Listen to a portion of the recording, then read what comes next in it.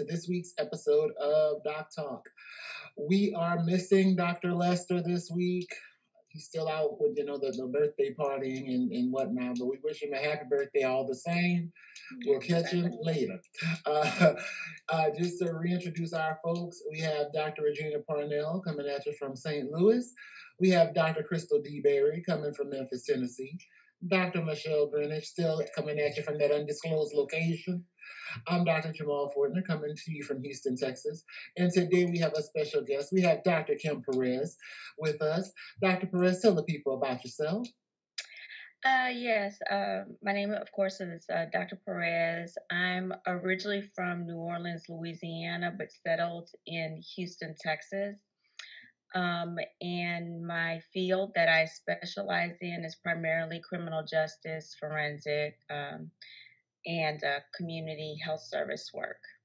All right. Sounds like a plan. This week we're discussing the concept of what is Black enough. In our recent news media, we've seen a lot about people being transracial or just not living up seemingly to certain racial standards that society has set. So we want to talk a bit today about what does it mean to be Black enough. Now, Dr. Perez, I want to give you an opportunity. I know a lot of times we like to give a chance to clarify because I know what I'm going to hear is exactly what race is Dr. Perez anyway? So I just want to give you an opportunity to clarify for the viewers exactly how do you racially identify? Right. I know I've said this before, but that answering that is just not as simple as, saying Black, white, or Hispanic. My father is a Black Puerto Rican and my mom is a white French and German. And so as far as identification was concerned, I had an array to choose from. But where I felt most comfortable with identifying was with the African American community. Okay.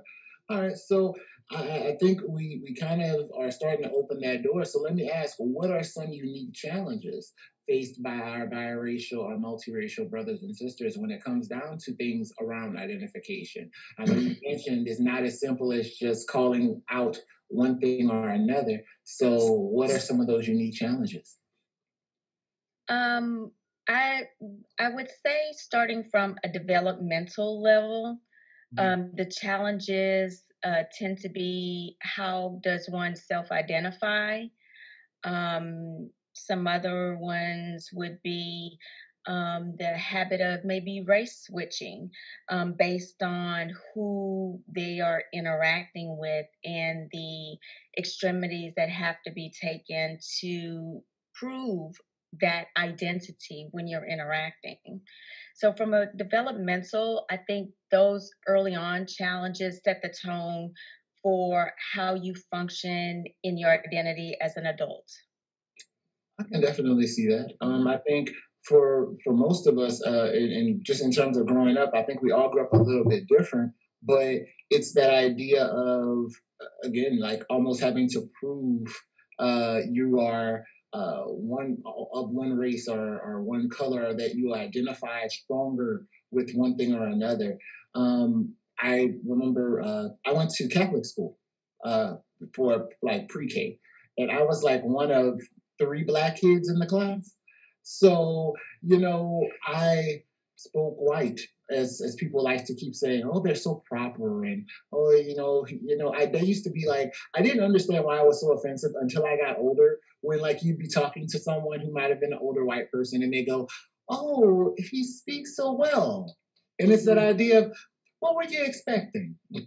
Like, come on, share with me what you were expecting, because I want to make sure I hit that expectation. So it's that idea of really growing to understand yourself, and I would think that would be more difficult, especially when visually you can kind of fall into either category or realm. I used to jokingly tell my oldest nephew, I was like, if we go in this store and we get separated, I'm not going to be able to claim you at the security station. You need to know that. So make sure you stay beside me. you know. So Yeah. Yeah. I just Yeah. I see that right offhand. Like that might be the visual thing, might be the harder part. It seems. Yeah. Yeah. Dr. Perez, thank you for being here, first of all. But I wanted to ask a question. I heard you say that you felt most comfortable with being identifying as African American. And as women, we often, and I heard you say that your mother was Caucasian, French, and I can't remember what else. German. In Yeah. German. So as a woman who's extremely close to her mother and my mother's maternal side of my family, was there a reason that you didn't feel comfortable or identify um, more with your mother family than your father's side of the family? Oh, that's a very good question. My mom was actually considered the black sheep in her family because she wanted to be in interracial relationships. Okay. And so I really didn't have so much of a connection with my mother's side of the family as opposed to some of my father's side and stepfathers because they didn't stay together. My mom did remarried, and he was another African American man. And so growing up in a community that I felt comfortable with me. I understood the behaviors. I was able to assimilate a lot of things, right?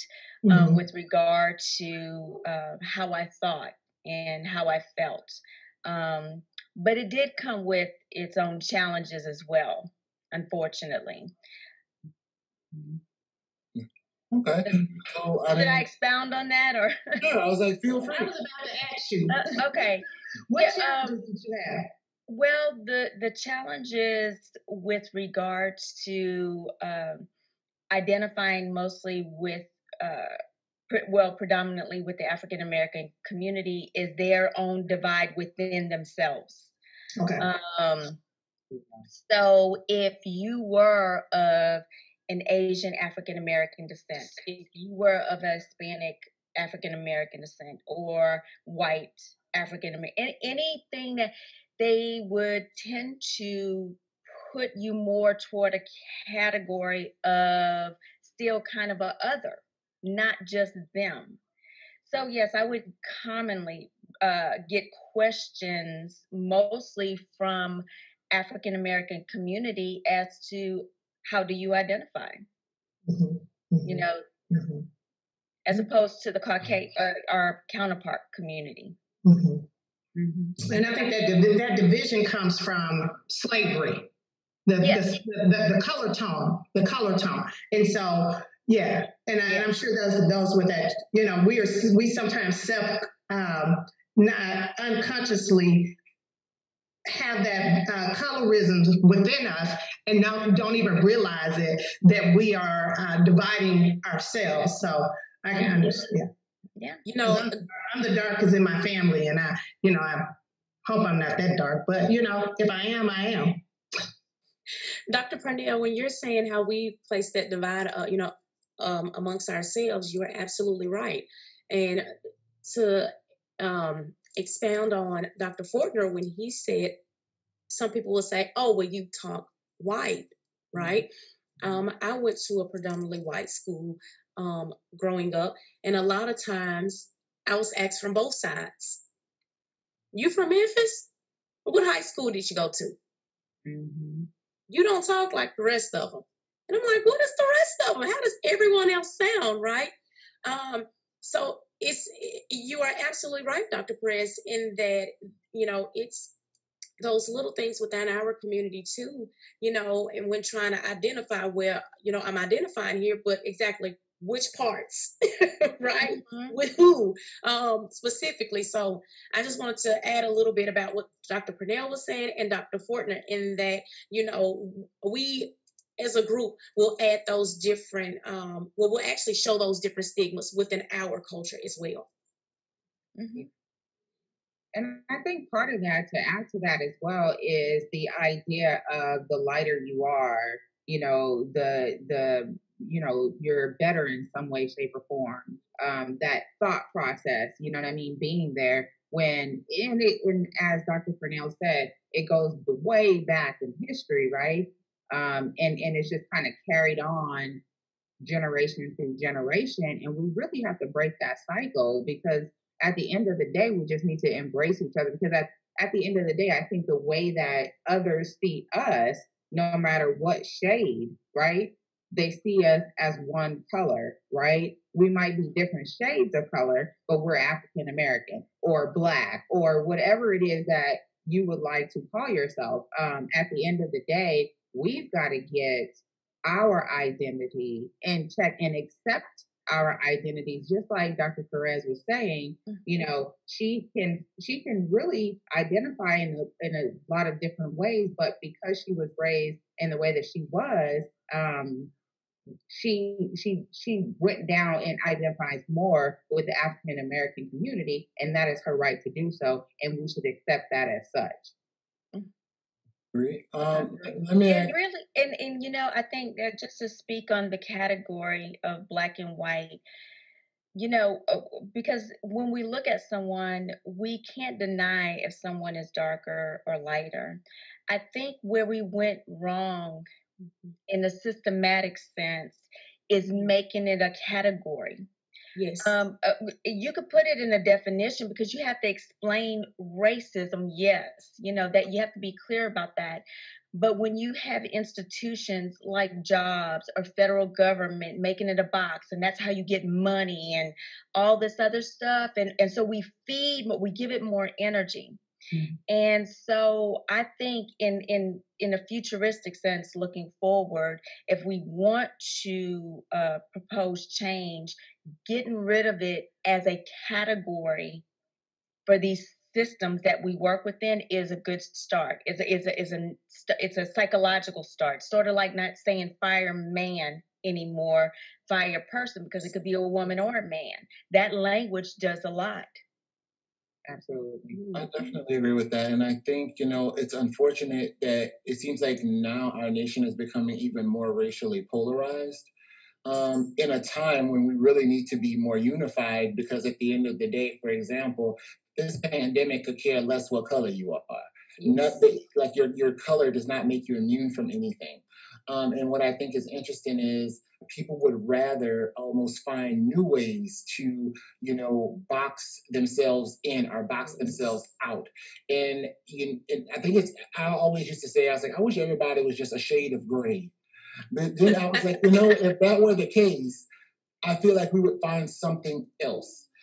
As we talked about, even within the African American community, there's all these extra subsets. It's not enough to be Black or to be African American. You got some people saying, I'm not African American. I have no connection to Africa, and so I want to be called Black. And then you have some people who saying, don't call me Black, call me something else. Today I feel like I can be anything I want to be. I want to be transracial today, and it's kind of like, okay, can we kind of settle on something? Right. And just go with something that just encompasses everybody. And then when they said, oh, we'll use people of color, then you have people saying, well, I don't like that, because I don't feel like I have anything in common with someone who is maybe of Hispanic origin or Nigerian or Asian, because all of that will fall under people of color. So it's kind of like, okay, what will make everybody happy? Can we just be people? Let's just be human. That needs to be the only boxes that you have to tick off. Are you human? And if not, what being or what life form are you? Let's go with that and then move forward. Like start at a very. I would say certain boxes on applications and other self-identifying forms, I think is needed so we can truly see the racism that is being shown. So if you have a job of 500 employees and I pull this application, I want to know how many African Americans you employ, how many Asian Americans you employ, then that way you can't say that we are a diverse company. So I disagree with that box being taken away, but I do agree with the felony box being taken away. I think so many times, as a youth, you may make a mistake, but when you're 45, that it still trails you. So, not to even get on that subject, but that's just one box that I definitely disagree being on applications. But as far as racial identity, I think it should be on applications. So companies can't get that funding because sometimes companies get funding for diverse employees and really don't have diverse employees there. But I mean, Dr. Purnell, not race. I'm sorry, and see that's that language. That's that mixing language. It's not even race boxes. It's ethnicity boxes. Not getting rid of ethnicity boxes. It's the race ones we want to get rid of because black and white is just and see how that changes because they convoluted it so much. Even in expressing ourselves, we can cause someone to react by saying the wrong word when we didn't mean to, because in our mind we're processing it, as kind of a, compiled concept. And the thing is, we have the thing is the race boxes are there, and we're saying that it's there for reporting purposes, but how much reporting has actually been used to make any meaningful changes? Because these boxes have been here for years. And if we've had these here since after 1964 or 1965, and you're still dealing with the same stuff where you have Fortune 500 companies with not even one person of any color in their C-suite, then clearly it doesn't even matter. Like, if they're going to be racist or if they're going to be racially driven, they're going to be that regardless. So yeah, but it can definitely open up doors for some. And I would use the area that I live in. Although I live in the St. Louis, Missouri, I was watching a documentary about the city of Belleville in East St. Louis. You cut off. Belleville, Illinois. Okay. In East St. Louis. In Belleville, Illinois, I think like the mid-'80s, they were saying that they were a diverse city. However, the city didn't employ not one African American. And so on this documentary, it was talking to the mayor of the city, and he was saying, "Why do we have to have?" And so, but that documentary exposed the city, and then they started hiring someone, and we know what the first person they hired was, which was a janitor. But it was just the fact that it opened up the door for the city to even bring in those of that was a diverse color. So I think it's important. And we can't, we're talking about jobs, but we do so much research in so many, it could be in medical, it could be in mental health. And so, because I would want to know how a population, based on how they ethnically identify, because of the culture, how they identify how something impacts them, whether it be a job, their health, or what have you. And in labels, because we are higher order animals, language we rely on, labels we rely on. We teach labels from school. So if I say cat, it could be a lion or a tabby. That will determine if I should be secured and prepared and in fear, as opposed to, oh, my allergies, or this is not threatening, or whatever. So, and when we put the black and white label, when we started that in America with the black and white label, not only did we start the label with the intent of making black that negative connotation, but all the labels that come up under it gained a negative connotation. Right.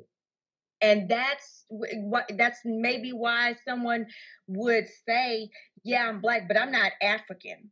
Don't call me that. I'm not connected. You have this dissonance, and it could be true too.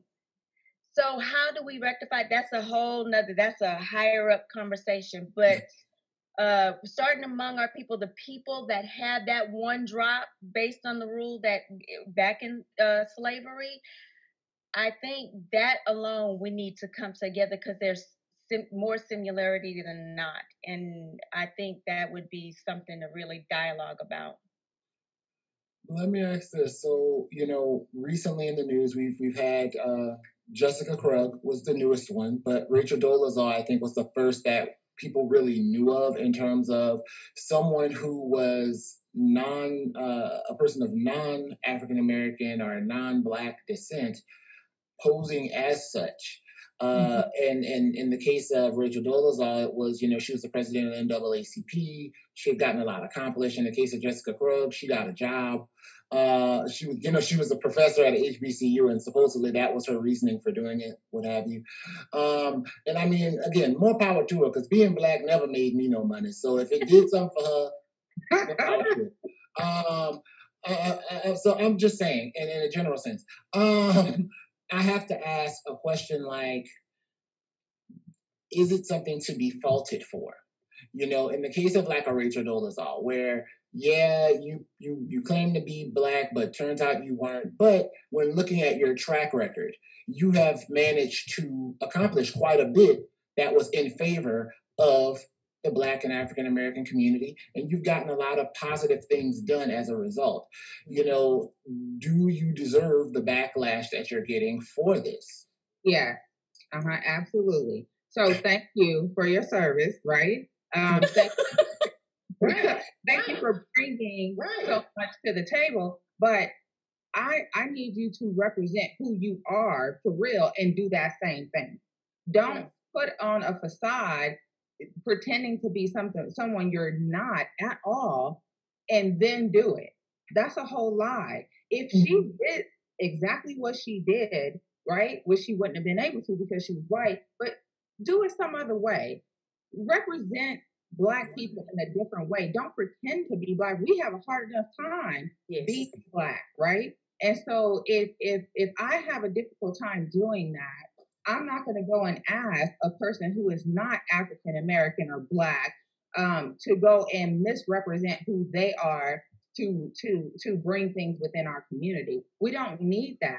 That's taken away from our entire goal. You see what I'm saying? So I appreciate the things they both did, right? But I don't think that you should have to lie to do that. Yes. Yeah, and I agree. Authenticity is primarily the catch term as to why I was not happy about that. And then being a woman of a mixed race myself, and I already know the question is out there. Now I may be confronted with more skepticism amongst my community, and I don't care for that. In fact, I think of the rapper Eminem. Slim Shady. He's in the rap game. A lot of friends are African American, but if he opened his mouth and he say, you know what, I'm Black, I'm the N word or what have you, you would look at him crazy, like, what, dude? Hey, we accept you as you are. You doing your thing, making money off us, and and what have you. But the moment if that was to happen, that is just simply crazy. That would be crazy. So these women, because of their lack of authenticity, really caused harm, and it does not outweigh the good that they've done. Exactly. No, I mean, yeah, and I agree, co-holland, what you just said, Dr. Perez, that they done more harm than good. So I don't even thank them for their services, because someone else could have provided that same service or much better service, because they can connect to the communities that they were pretending to be a part of. And they have made it harder for sisters like Dr. Perez, that people are not going to question her, not only within the Black community, but in other communities too. So I don't appreciate nothing they did. Yeah. But how you really feel? I have nothing to say after that. Episode is over. Thank you, but no thank you. Sorry, not sorry, right? Right. Okay, so earlier we talked a little bit about Dr. Perez mentioned at the outset feeling like sometimes, with growing up kids are feeling as though they have to choose sides almost. Do you feel like that continues into adulthood? Do you feel like people who are of mixed race or multiracial heritage feel like they have to choose sides? Mm. Um, the therapies that I utilize are very integrated. And so I'm speaking from a Freudian, perspective. Um, if that is not reconciled in the ego, then it will cause you to behave in an unhealthy way in your adulthood. No doubt about it. The insecurities and the self, all the self worth, the self, uh, any version of self will be hard to delegate when it comes to not being able to identify appropriately, reconciling that when you become an adult. In your professional relationships, in your intimate relationships, social. I got you. You So, know, I'm sorry. Go no, ahead, go Doctor. ahead. You got it. What's up? When just speaking on identity, period, right? Like that's just it, identity. I see that from so many different perspectives of um a lot of I remember having a client and I asked him, I said, why do you behave the way you do? Because I'm black, because the N-word. And I was like, who told you that that's how we act? Who told you that, you should behave this way? And so even when we talk about blackness and blackness being called into question, just having the identity of race or ethnicity in general is so hard to just confine and put in a box. And I really think for those that identify as Black or African Americans, identity plays such a big part. And you are right, Dr. Perez. If we don't figure this out, Dr. Fortner, you said first of all, we don't went from being the N word to color to African Americans to people of color, XYZ. And I guarantee you in the next 10 years, there may be another word. To me, that shows identity crisis. We still don't know what we want to be, how we want to be addressed. Identity. So That's important for us to figure this out. Who are we? Where are we going? Are we trying to be accepted and not accepted? Like, what are we doing? I think when once again when we went wrong and created the box of white and black, that was where the perception of identity went into play. That's why you had someone who spoke proper. Why you speaking white? Because it was placed in a box. Yes. I do believe that when I say identity, when I'm thinking of the term identity, I have to come out of black and white box. It's not my identity being white, or it's going to relate back to the culture that I identify with. And that is where your identity can be reconciled. And so you find where you're most comfortable, the habits, how the behaviors, the practices, and then I could speak to who I truly am and what I believe in. Correct. Right. Understood, most definitely. I feel like usually Crystal points out, or Dr. Crystal points out, like the identity crisis concept. It's very strange because I feel like when we do see an African American in certain positions and they make a decision that we don't like, the first thing people say is, "Oh, what Uncle Tom," that kind of situation. Right. And it's kind of like, so what would normalize him making a decision that may be unpopular to everyone else? Like, and don't get me wrong, I'm not defending this man in any way, shape, or form, but the Attorney General, I believe, in the Breonna Taylor case. Now, again, I'm not speaking to him as a person. I'm just speaking to his actions. The decisions that were made in the case were very unpopular, I think is an understatement, among those in communities of color, because it really felt like, okay, so you're defending actions that were obviously wrong. Right. And it's even contradictory in the rulings that you're handing down, in the sense of, oh, well, you're not guilty of murder, but we're paying her family this wrongful death suit. Okay, so who's at fault if it's not you, if you were the one that killed her? So how do you justify letting the killer go, but paying the family because she was killed? Like, that doesn't, something like that isn't right.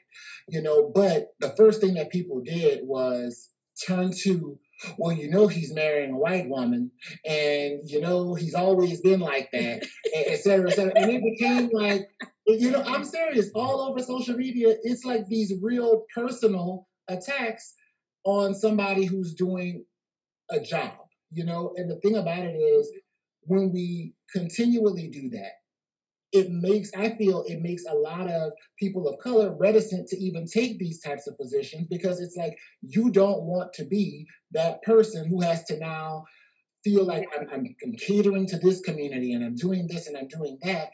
And at the same time, in doing that and creating that atmosphere, we don't allow our people to breed new leaders. If you look at the African American community right now and the diaspora as a whole, we don't have a lot of out front vocal leaders. And it's because nobody wants to come under that criticism. When you had the Martin Luther Kings, the Al Sharptons, Ralph Abernathy, Joseph E. Laurie, you had all of these people who were willing to stand out front and deal with that scrutiny. Because, don't ever think like now we herald these people, but back then you had everybody in the world talking about them, kikiing and shushuing out in the street about them, and finding reasons to tear them down. But it's like now, okay, oh, they were wonderful men and they were great men. And I'm like, who do we have like that in present day? Al Sharpton, God love him, he doing what he can. The man is older and up in years. Jesse Jackson, same situation. They're up in years. They can't walk the streets like they used to do. Tell the truth and shame the devil. But we have so many brilliant minds that are in their 30s and 40s, but they're just not willing to take this mantle because they don't want to be the one who has their blackness called into question every time a decision is made that goes against what the populace may want. Okay. There's some theories behind that. I know it's some theories behind Negress. I believe it's called. If I may not be saying it right, but the when we're moving up in our status, we are also adopting behaviors of the dominant group in order to achieve that success. But the thing is, like, for instance, Kamala Harris was criticized by the African American, some of the African American community, about how she came to the conclusion on convicting some African American individuals.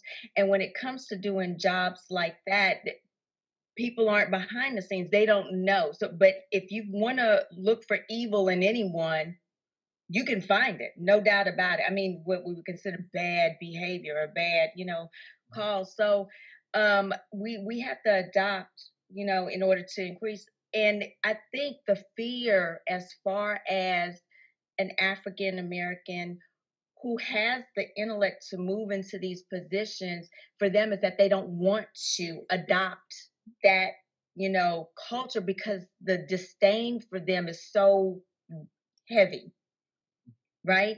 That forget about what they can do when they get in those positions to work toward the greater good.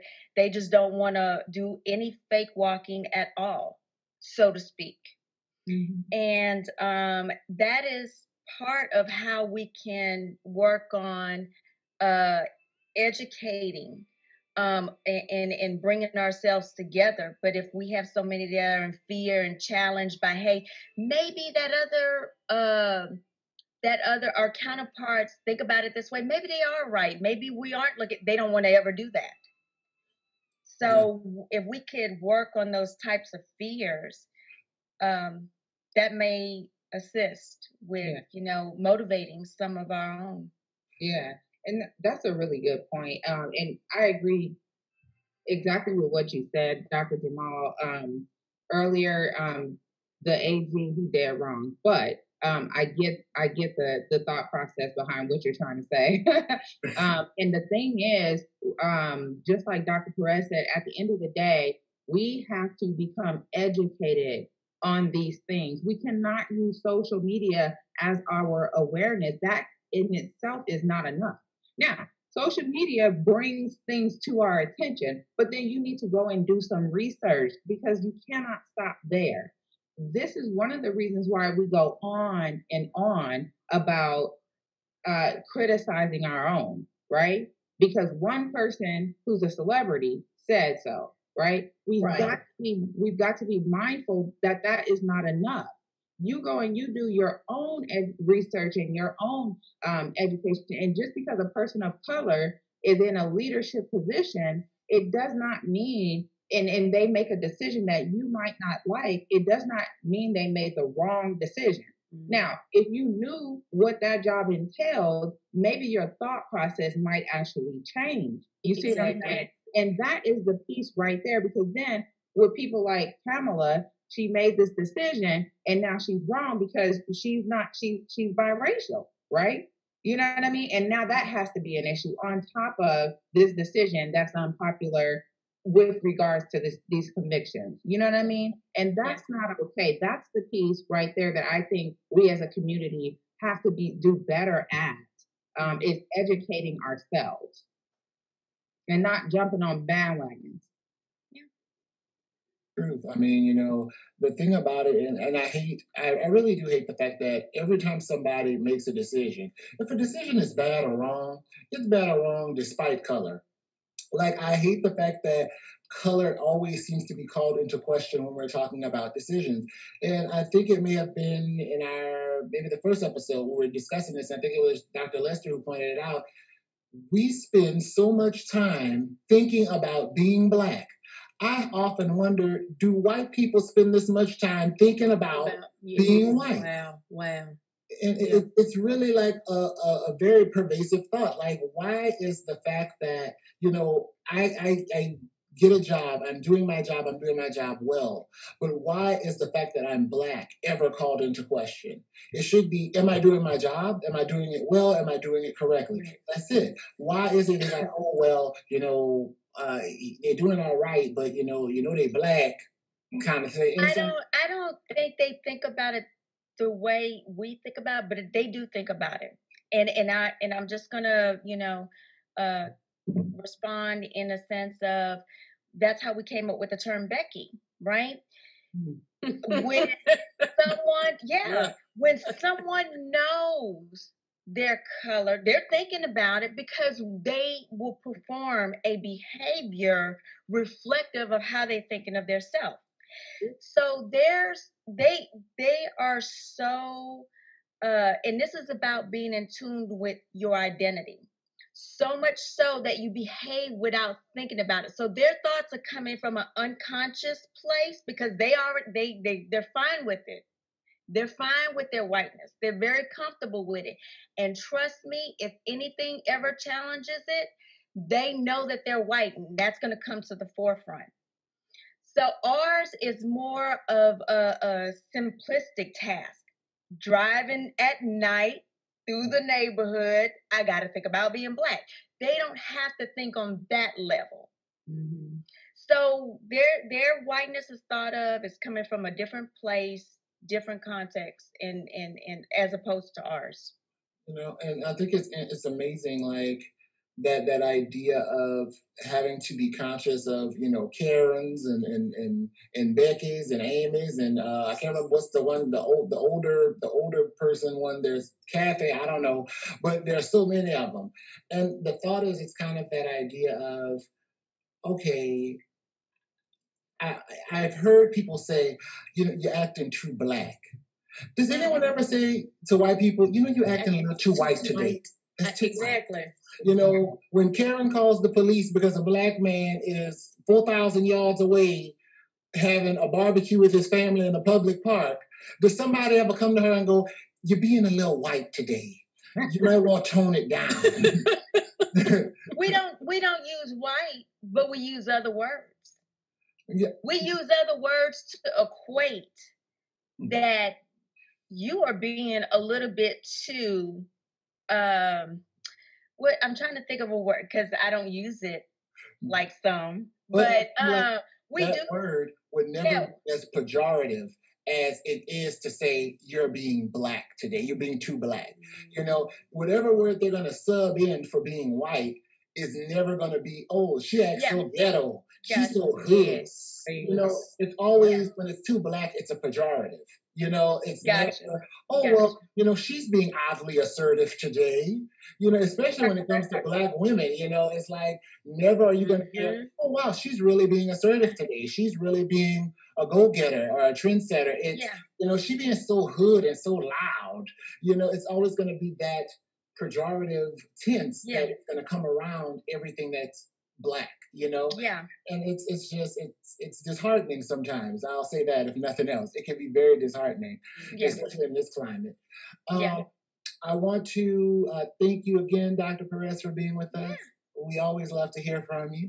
I yeah. want to give you an opportunity to have the final word. What would you say in terms of this nation's concept of being Black enough? Um, one of the words that we used in this session was colorism. I Mhm. think that should be given some weight. The goal at this point, if I look at the overall scheme of things, would be to work on the unification of the minority of color. Now, however you want to identify that under that spectrum, um, because we can accomplish so much if we can get just educate ourselves, make ourselves much more aware of what we do amongst individuals that are more similar than different, Mhm. and that would move mountains. I love, you know, finding that commonality, y'all. We got to work on that. Thank you again, Dr. Perez, for being with Yeah, us this week. Y'all yeah. Yeah. stay tuned. We got some stuff coming for you next week, of course. In the meantime, see everybody next week.